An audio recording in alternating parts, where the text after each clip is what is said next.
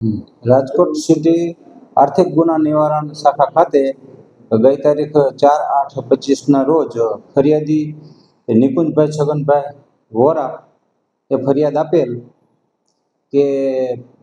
પોતાને ફરિયાદીને રોકાણ કરવા માટે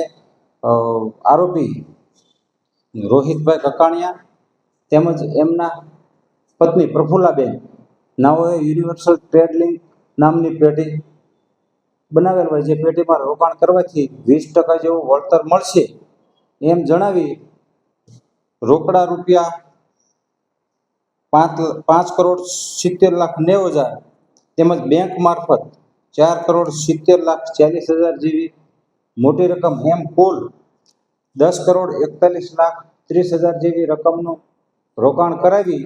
છેતરપિંડી વિશ્વાસઘાત કરેલ હોય, જે પૈસા પરત નહીં આપી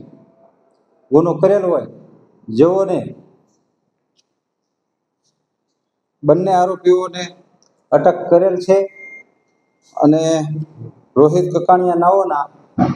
તારીખ 11/8/2025ના કલાક 11:00 સુધીના રિમાન્ડ મંજૂર થયેલ છે.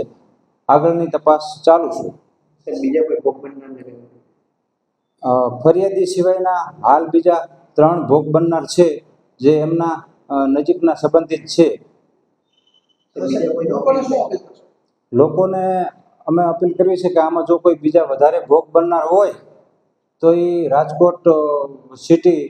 EOW આર્થિક ગુના નિવારણ શાખા ખાતે આવી અમારો સંપર્ક કરે.